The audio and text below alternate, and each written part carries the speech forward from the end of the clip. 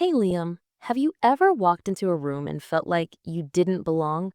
Like everyone else seemed so sure of themselves, while you just wanted to disappear?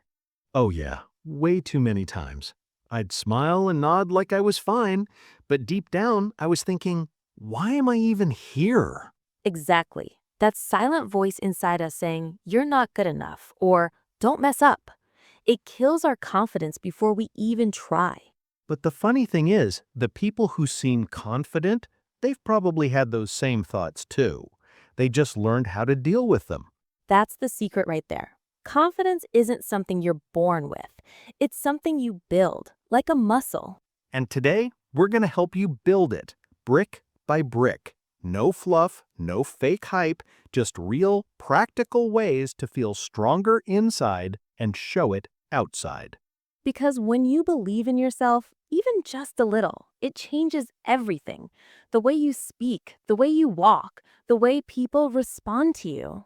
So, if you've ever stayed silent when you wanted to speak, if you've said sorry when you didn't need to, if you've held back because you were afraid to fail, Then this episode is for you.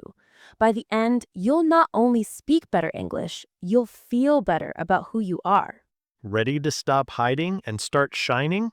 Let's do this. Welcome to Speak English with Mishu, the place where your words and confidence grow together. So, let's talk about something real. Why is confidence so important? It's not just about speaking on stage or being the loudest person in the room. Right. Confidence is about how you feel inside. It's the quiet power that says, I'm okay with who I am. I'm allowed to try. I'm allowed to learn. Exactly. Whether it's in English class, at a job interview, or just asking for what you need, confidence changes everything. And when you don't have it, even simple things feel hard. You second guess your words. You avoid new people. You stay silent when you have something great to say. That's the worst part, because confidence isn't about being perfect, it's about being willing. Willing to try, to fail, to grow. In today's episode, we'll help you understand what confidence really is, where it comes from, and how you can build it step by step. And we'll do it in the most friendly way possible, through real talk, easy English, and stories you'll relate to. So if you've ever looked at confident people and thought, I wish I was like that, guess what? You can be. You just need to start somewhere. And you're starting right here, right now. Stay with us till the end. We promise something will shift inside you by the time we finish. Because confidence isn't just a topic, it's a life skill, and you deserve to have it. Liam, do you remember the first time you felt completely unconfident? Oh, yes, it was in school. I was supposed to read a paragraph in English in front of the class. My hands were shaking. I could feel everyone watching. My heart was beating so fast I could barely speak. That sounds scary. And sadly, so many people feel the same, especially when speaking English. They know what they want to say, but their voice just disappears. Yeah, like you're scared of making a mistake, or people laughing at you, or thinking you're not smart enough. That fear becomes so big that you stop trying. You avoid answering in class. You stay quiet in meetings. You let others speak while you shrink inside. I've talked to people who are brilliant. They have ideas, they have dreams, but they stay stuck because they don't believe in themselves. And confidence doesn't just affect our voice, it affects our body language, our relationships, even our choices. Yeah, like someone who really wants a job but doesn't apply because they think they won't pick me anyway. That's not truth. That's fear pretending to be truth. Exactly. And that fear comes from experiences. Maybe someone laughed at your accent or a teacher said something hurtful. It stays with us like a shadow. But here's the good news. No matter what you've been through, Confidence can be rebuilt. It's not over for you. It's just the beginning. So if you've ever felt small, afraid, invisible, or not good enough, know this: you are not alone. And this episode is here to help you rise above that. Let's start rebuilding that lost confidence together. So, Emily, let's go deeper. Why do people really lose their confidence? It's not just about one bad moment, it's what happens after. It's how our mind starts creating stories. I always mess up. People are better than me. I can't speak English well, so I should stay quiet. And these stories become habits. Every time you say no to an opportunity, every time you choose silence instead of speaking, you train your brain to believe that you're not enough. Exactly. And many times, it's not even your voice in your head. It's the voice of a parent who was too strict, a teacher who embarrassed you, or society telling you to stay small. And sometimes we compare ourselves too much. We scroll on social media, we see people speaking fluently, smiling confidently, and we think, why can't I be like that? But what we forget is we're all growing at our own pace. Confidence doesn't come from comparison, it comes from compassion towards yourself. And let's not forget fear. Fear of rejection, fear of failure, fear of judgment. These fears don't make you weak, they make you human. So, when you struggle with confidence, it's not because you're lazy or broken, it's because your heart has been hurt and your mind is trying to protect you. Wow, that's so true. Confidence issues aren't always logical. Sometimes they're deeply emotional. And to build confidence, we need to heal those old wounds first. Exactly. And that's why in the next part, we're going to give you your first real tool, a simple step you can take today to start rebuilding your confidence. All right, Liam, it's time to stop just talking about confidence and start building it. Yes, and here's where it starts with something we call small wins. Let me explain. A small win is a tiny action that makes you feel proud, even if no one else sees it, like speaking one sentence in English, or making eye contact during a conversation, or even saying no when you really mean it. Exactly. These small wins may not look big, but they are huge for your brain.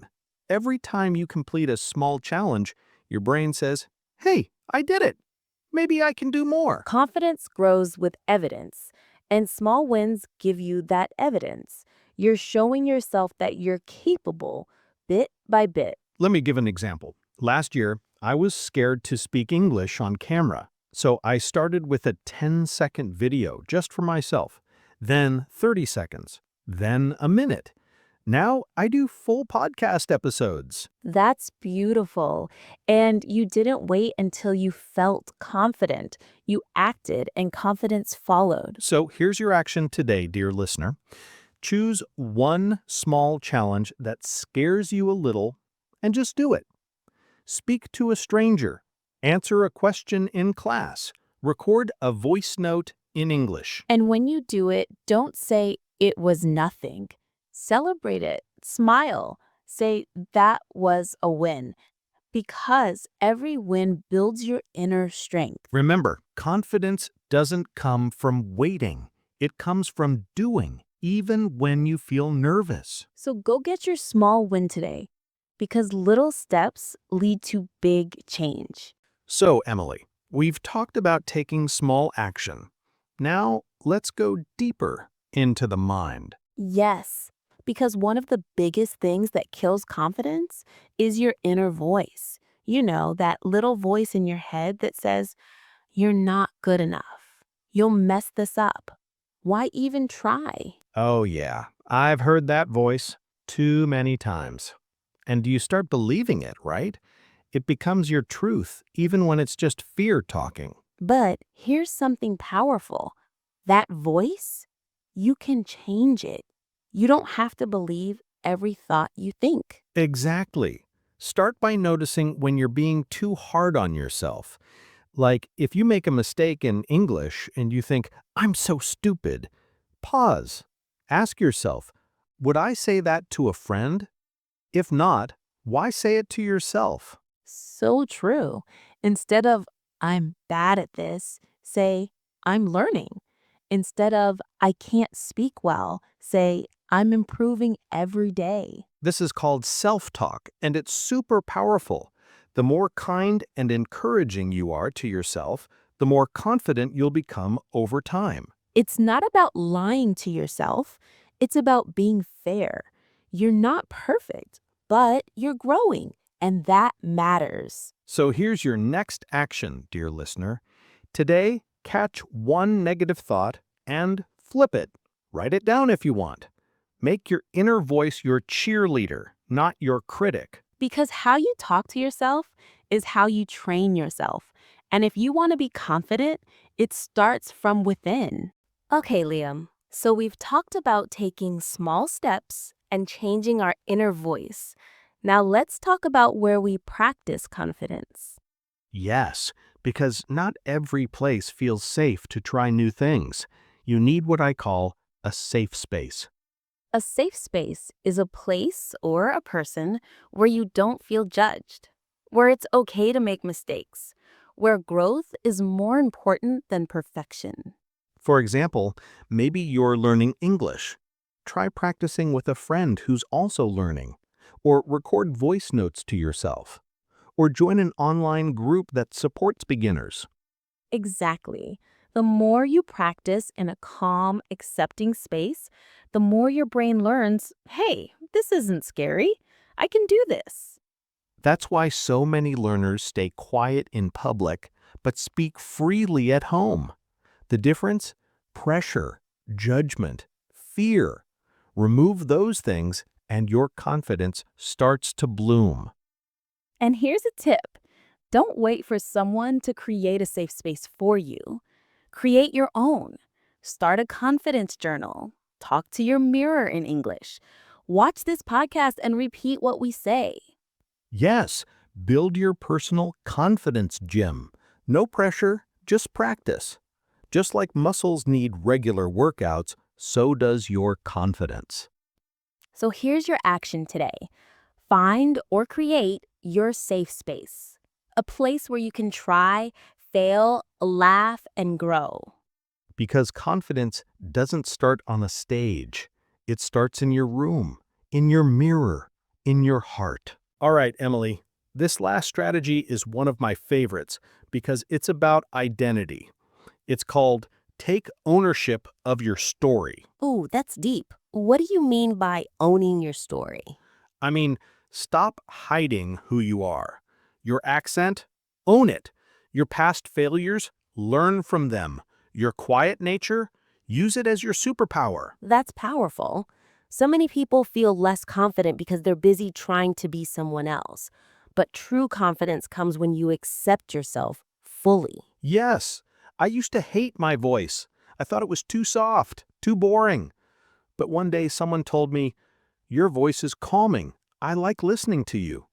That day, something changed inside me. Wow, just imagine how many gifts we hide because we're afraid they're not good enough. So here's what we say. Be proud of where you come from. Be honest about what you've overcome. That is what makes your story valuable. And when you tell your story, flaws and all, you inspire others to be real too. That's real confidence, not fake smiles, not perfection, just truth. So here's your challenge. Write your confidence story. Not the perfect one, the real one. What have you been through? What are you learning? What makes you strong? Because your story matters, your voice matters, and the moment you start owning it, the world starts listening differently. Emily, even after learning all these great tools, people still struggle. Why do you think that happens? Well, Emily, confidence is a journey, not a destination. There are always obstacles like fear, self-doubt, and sometimes old habits that sneak back. Right. Like when you try to speak English but suddenly freeze, or when you get nervous about what others might think. Or when a bad experience from the past pops up. telling you, you can't do this. So many times we're our own worst enemies. We start believing lies our fears tell us. But here's the secret. Obstacles don't mean failure. They mean you're growing. You're pushing your comfort zone. Exactly. And when you face these moments, try this. Pause, breathe, and remind yourself this feeling is temporary. I am learning. I am strong.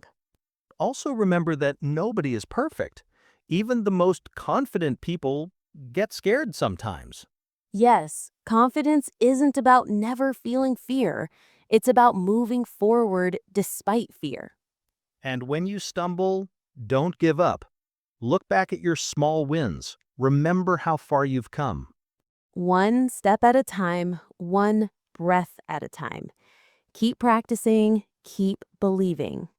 Because every obstacle you overcome makes your confidence stronger. Okay, Liam, let's do a quick role play to practice confidence in a simple English conversation. Imagine you meet someone new at a cafe and want to start a chat. Got it. Here we go. Hi, I'm Liam. I noticed you're reading a book I love. What's the title? Nice start. Now, as the listener, you might feel nervous to start a conversation like this. But remember, small wins. Even just saying hi is a win. Right. And if I feel shy, I remind myself I'm learning. Okay, I'll continue. Smiles. I've read this book twice. What do you think about it? Great follow up question. Asking questions shows interest and keeps the conversation flowing. If the person responds positively, I can say, excited. That's awesome. I'm trying to read more books in English to improve my skills. Perfect. You shared your goal, which builds connection and confidence. And if I make a mistake or stumble over words, I just smile and say, I'm sorry, my English is still a work in progress. That's honesty and confidence combined. People respect that. So, listeners, try practicing this conversation today. Start small, speak with kindness to yourself, and celebrate every word. Because practice makes progress, and progress builds confidence.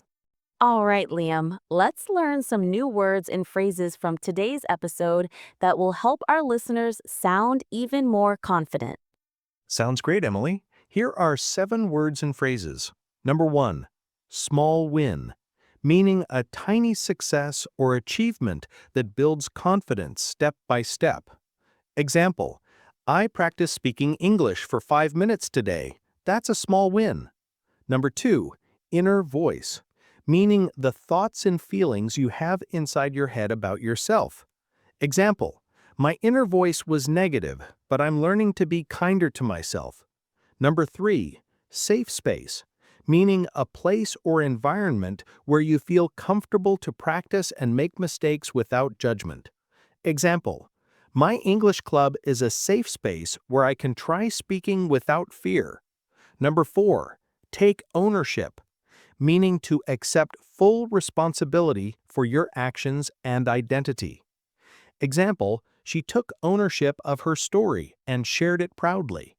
Number 5, self-talk, meaning the way you speak to yourself in your mind. Example, positive self-talk helps me feel more confident before a test. Number 6, comfort zone, meaning the place or situation where you feel safe and unchallenged.